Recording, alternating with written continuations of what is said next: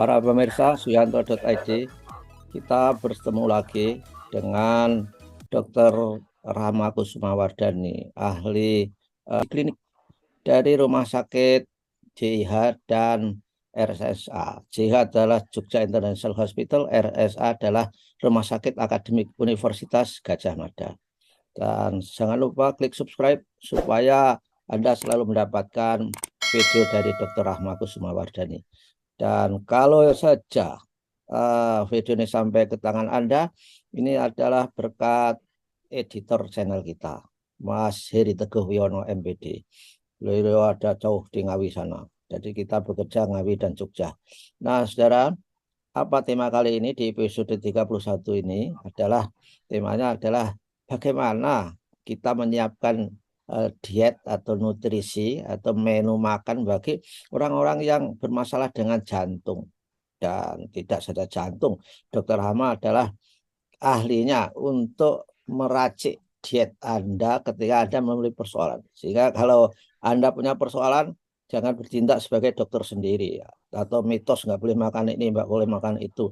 Lebih baik berkonsultasi dengan Dr. Rahma Kusumawardhani yang di Rumah Sakit JH atau di Rumah Sakit RSA, Rumah Sakit Akademik Universitas Gadjah Mada. Kita sapa dulu narasumber kita. Assalamualaikum warahmatullahi wabarakatuh, dokter. Waalaikumsalam warahmatullahi wabarakatuh, Prof. Ya, sehat dok ya.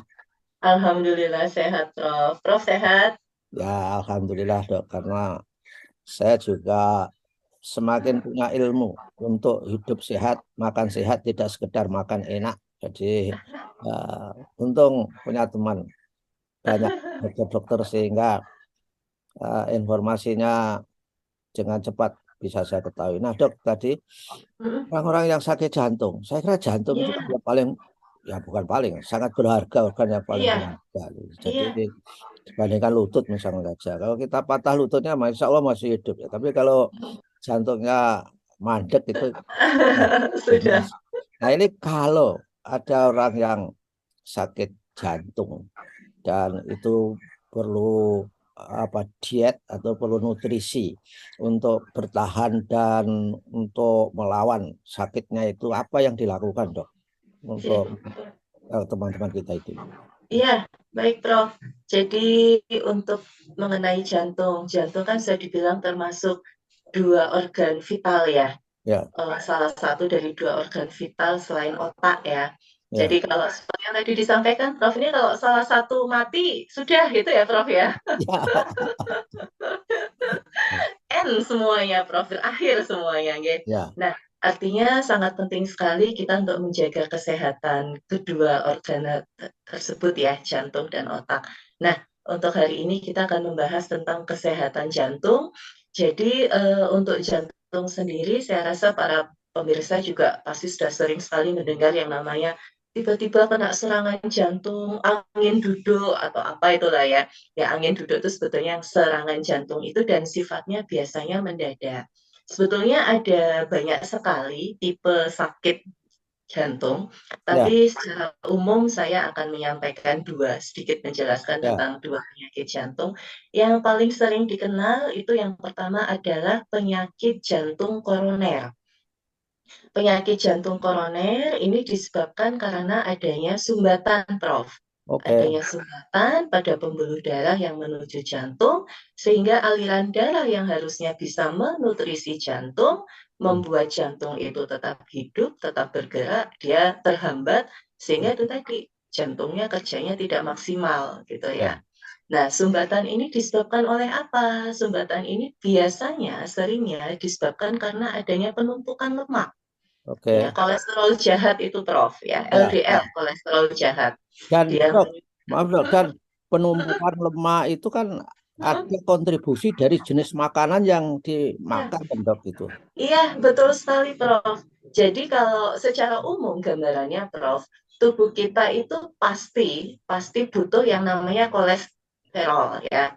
Kolesterol itu ada dua, LDL dan HDL. LDL itu kolesterol jahat, HDL itu kolesterol baik kalau istilahnya di masyarakat. Ya, ya, Dua-duanya kita tetap butuh.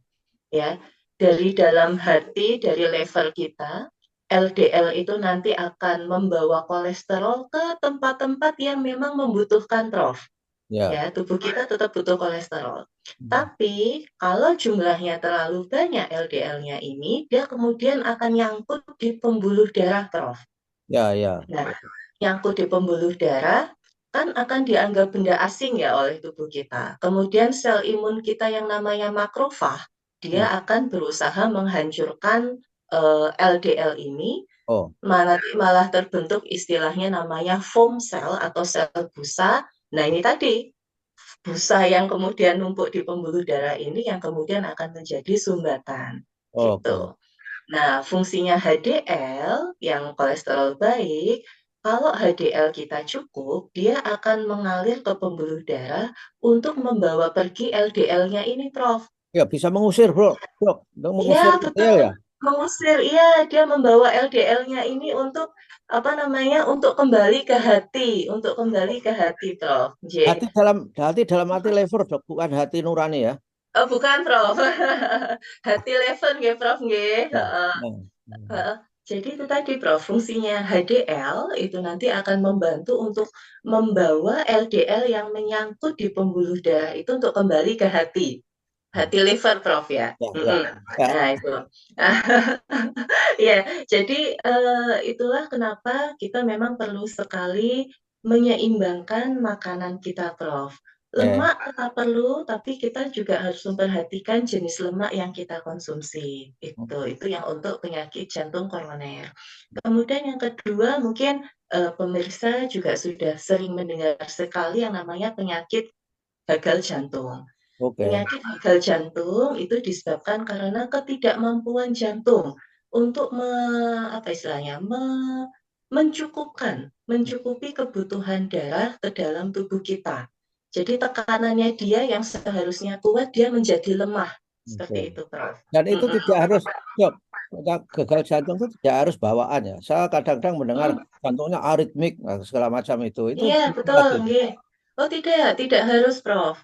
Jadi banyak sekali faktor yang mempengaruhi hal-hal ini. Kalau penyakit jantung koroner memang seringnya disebabkan karena gaya hidup, pola makan misalnya, kemudian merokok, itu kan juga berpengaruh ya. Kalau gagal jantung bisa memang penyebabnya karena faktor usia, Hmm. kemudian dari adanya sumbatan itu tadi ya, dari awalnya penyakit jantung koroner membuat kerja jantung tidak maksimal, jadi eh, gagal jantung itu juga bisa, Prof. Halo dok, Seperti lantas itu. dok, itu klarifikasi dok. Saya sering mendengar Mm-mm. pernyataan orang yang tidak saja orang bodoh dok, orang pintar juga menyatakan, tapi kan belum ada bukti klinis ya. Orang Nggih. ketika mencapai umur 40 tahun, Mm-mm. kemampuan jantung untuk memompa itu setiap tahun turun 1%. Sehingga saya Baik. sekarang ini umur 70, ini berarti kan kemampuan jantung kita tinggal 70%, kira-kira begitu. 7%, oke. Berarti Jadi tidak. maksudnya mungkin iya, mungkin seperti ini, Prof. Kalau secara umum sendiri memang mulai umur 30 tahun, kemampuan tubuh kita itu memang menurun sebanyak 10%, Prof. Secara Oh, umum ya, tubuh ya. secara umum itu Oh, memang kemampuan tubuh kita sendiri turun. tiga puluh Jadi lima misal dok. gimana, 35. Prof? Gimana? Umur 35 turun 10%. Mulai 30, Prof, Oh, dan 30. setiap 10 tahun, ya setiap Oke. 10 tahun, Prof, nggih. Setiap 10 tahun itu kemampuan tubuh kita tuh menurun 10%. Apa Hmm. yang bisa kita lakukan supaya katakanlah pun kalau berkurang juga nggak sampai apa 10% sampai sebanyak itu. Latihan, Prof, Ya, ya. olahraga, jaga pola makan, betul. Jadi Hmm. kalau kita tetap melatih jantung kita, tetap melatih tubuh kita, walaupun usia kita bertambah, fungsi jantung kita kan pasti tetap akan kuat, pasti tetap akan cukup. Ya, Nah, tapi memang kalau yang bagus untuk menilai itu kan harus dites ya, Prof ya, ya, ya, dengan dokter jantung ya, dengan dokter ya. jantung nanti yang akan menilai kemampuan dari jantung kita, seperti itu. Tapi secara umum memang seiring bertambahnya usia, kemampuan tubuh kita, fungsi tubuh kita memang ada pengurangan, Nah, begitu. dari Nah, dari aspek makan-makan ini yang perlu Nah, dijelaskan. nggih, betul, Prof. Nah, jadi kan ada penyakit jantung, artinya ada 2 yang bisa kita lakukan, preventif atau pencegahan dan kuratif. Setelah sakit jantung, apa yang bisa kita lakukan? Mungkin sekarang yang untuk preventifnya, yang untuk pencegahannya. Pada prinsipnya sama seperti penyakit yang lain. Intinya adalah kita harus menjaga hidup sehat, Prof. Ya. Makan dengan gizi seimbang, olahraga teratur, istirahat cukup, memanage stres. Itu Mhm. yang utama. Ya, mengatur pola makan.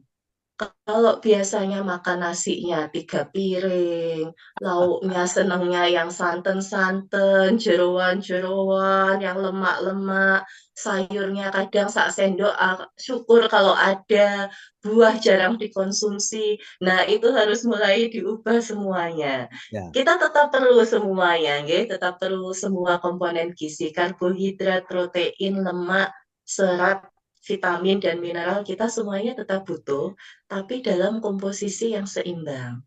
Untuk karbohidrat, pilih karbohidrat yang kompleks, Baik. seperti misalnya nasi, kentang, nasi boleh nasi merah, nasi putih, silahkan. Kurangi, batasi konsumsi karbohidrat yang sederhana seperti gula, pokoknya yang manis-manis, tepung-tepung, seperti itu sudah mulai dikurangi. Kalau Tapi dok, dihindari bisa lebih bagus lagi, nggih. dok, nasi itu boleh ya? Itu termasuk karbohidrat kompleks juga dia. Ya, betul. Ya. Artinya apa? Kalau karbohidrat kompleks itu kan kutukannya tidak segera dok dibandingkan dengan yang tidak kompleks yang sederhana. Nggih, yang sederhana nggih, betul Prof. Nasi termasuk karbohidrat kompleks. Nah, yang menyebabkan nasi itu menjadi berbahaya itu tadi Prof, sekali makan 3 piring, itu yang membuat berbahaya. Tapi Ya. kalau sekali makan kita konsumsinya cukup, hanya 1 atau 1,5 centong gitulah ya misalnya, dan ditemani dengan lauk-lauk yang lengkap, sayur yang lengkap, itu insya Allah tidak apa-apa Prof, gitu. Ada juga orang mengatakan Mhm. konsumsi nasi itu jangan melebihi kepalan kita sendiri. Itu sebetulnya Nah, ilmiah nggak dok? iya Prof, itu tadi, kurang lebih kan sekitar 1 centong ya, satu kepalan itu ya, Kepalan. satu sampai 1,5 centong. Betul sekali Prof, jadi kita makan jangan berlebih-lebihan ya. Kemudian tuh karbohidrat, kemudian protein dan lemak. Pilih kalau misalnya makan daging, usahakan yang tanpa lemaknya. Kalau ayam tanpa kulitnya. Makan telur, full putih kuning nggak masalah, nggak apa-apa. Kemudian banyak makan ikan. Jadi Ikan. ikan itu kan banyak mengandung asam lemak yang baik ya, yang dibutuhkan oleh tubuh kita, itu jangan lupa. Nah dok, kalau Kemudian ikan dok, tanya dok, mau makan ikan. Kalau males iya. makan ikan, kalau makan minum minyak ikan yang adanya labelnya itu mengandung omega 3. Omega 3 ya. Sebetulnya kalau kita makan ikan tuh kan kita tidak hanya sekedar mencari asam lemak baiknya ya Prof ya, Ya. kan kita juga mencari proteinnya, kita mencari zat gizi yang lainnya ya. Jadi boleh minum suplemen minyak ikan, tapi kalau kita minum suplemen minyak ikan ya yang kita dapat hanya asam lemaknya saja, tapi Oh, kandungan gizi yang lainnya kita tidak dapat. oh. Sementara yang ketika kita makan ikan, protein dalam lauk dalam hal ini, kita harapannya mendapatkan protein, mendapatkan mineral, pokoknya zat-zat gizi yang lain yang ada di dalam lauk itu, termasuk yang asam lemaknya itu, Prof.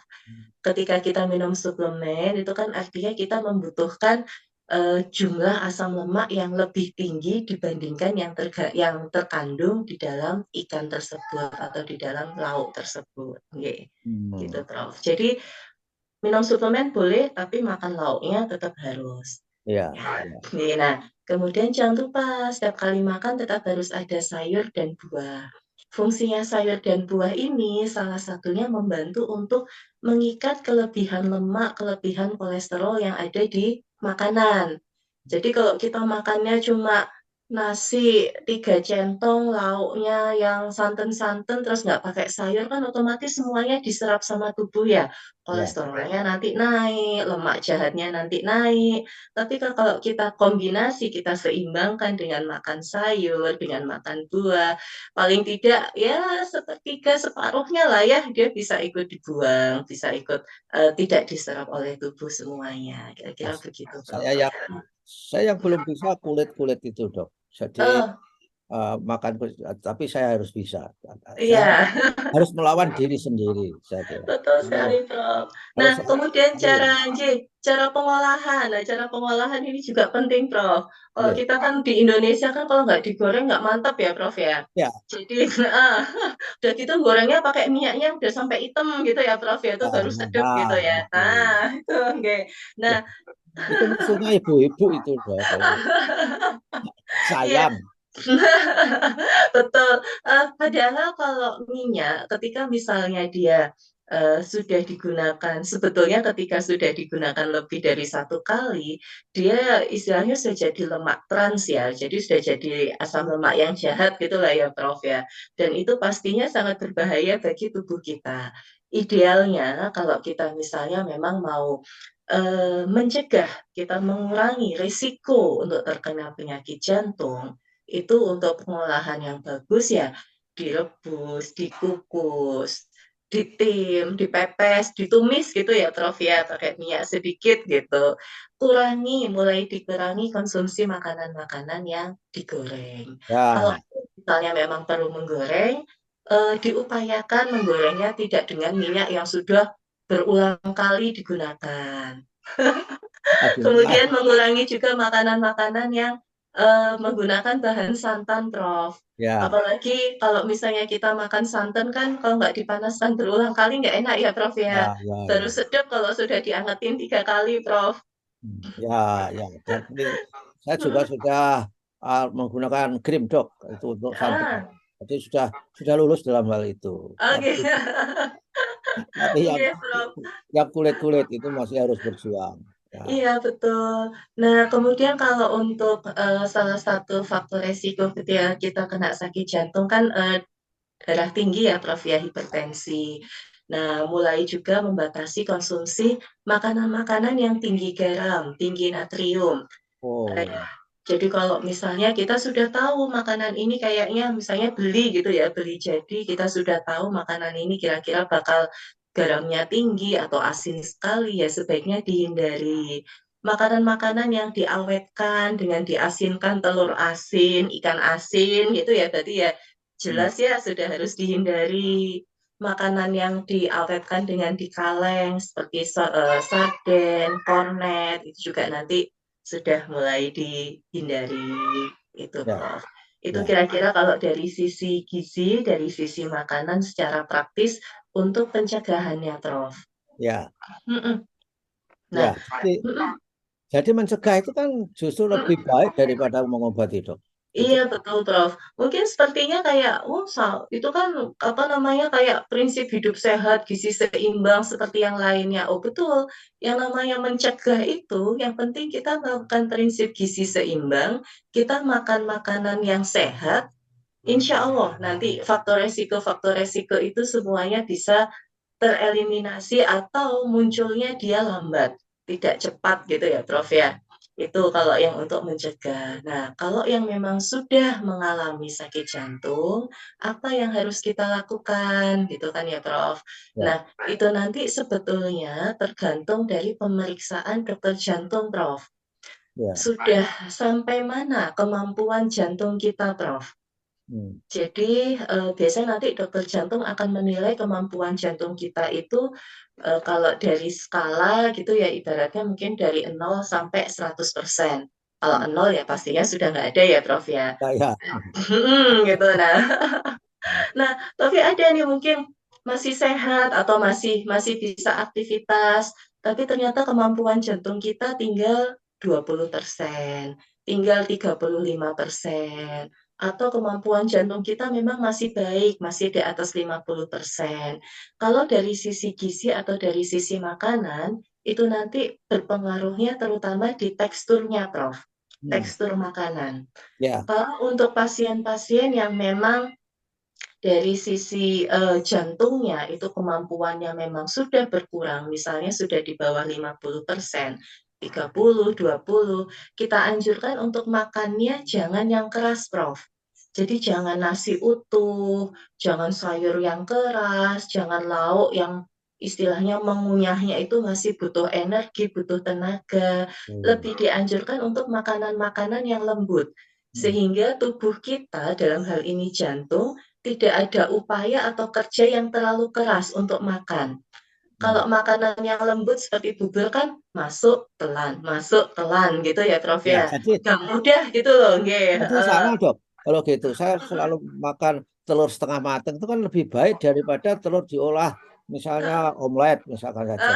Mungkin. Oke, Prof. Jadi saya tinggal telan gitu ya, Prof, ya? Nah, Ya, itu. Jadi mungkin yang perlu, perhatian untuk, pemirsa yang mungkin ada anggota keluarga atau mungkin dirinya yang saat ini sedang mengalami sakit jantung, dipastikan dulu fungsi jantungnya ini sudah sampai mana? Masih baguskah atau memang sudah mulai berkurang? Kalau untuk komposisi makanan pada prinsipnya sama seperti orang sehat. Tetap harus ada karbohidrat, protein, lemak yang baik itu juga harus ada, ya. sayur dan buah. Tapi bagaimana tekstur makannya supaya tidak memperberat kerja jantungnya.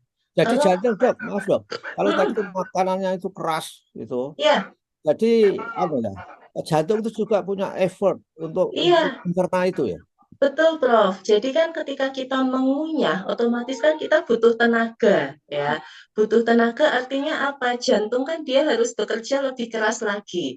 Sementara fungsinya sendiri dia sudah katakanlah mungkin tinggal 20%, 30% hanya untuk menghidupi organ tubuh yang penting.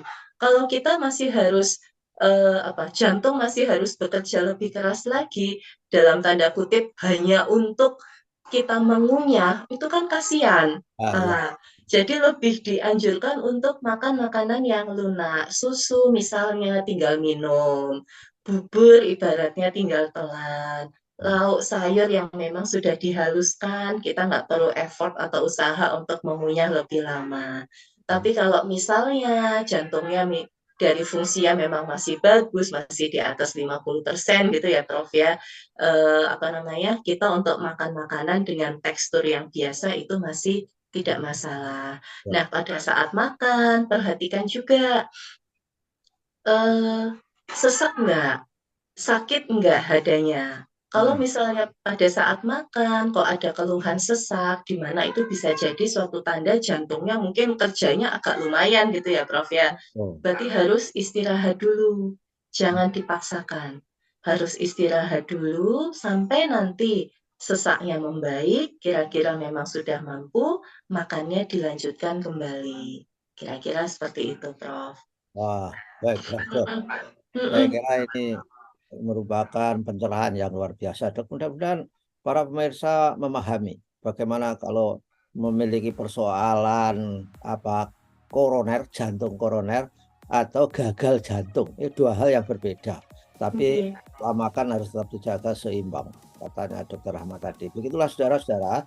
Dan kalau kurang detail, Anda datang aja ke dokter di CIH ataupun di rumah sakit RSA. Terserah pilihan Anda mau ke rumah sakit yang mana. Saudara setia rumah sakit atau setia dokter pilih sendiri. Dan terima kasih dok ya. Dan ketemu Terima kasih, Prof. kita ketemu 2 minggu yang akan datang. Insya Allah, Prof. Dokter kalau dokter nggak jalan-jalan lagi keluar kota. Prof yang biasanya sibuk soalnya. Ya kita sama-sama. Oke dok. Oke, Terima kasih. siap, Prof. Wassalamualaikum. Sama-sama, Prof. Iya, Waalaikumsalam warahmatullahi wabarakatuh. terima kasih.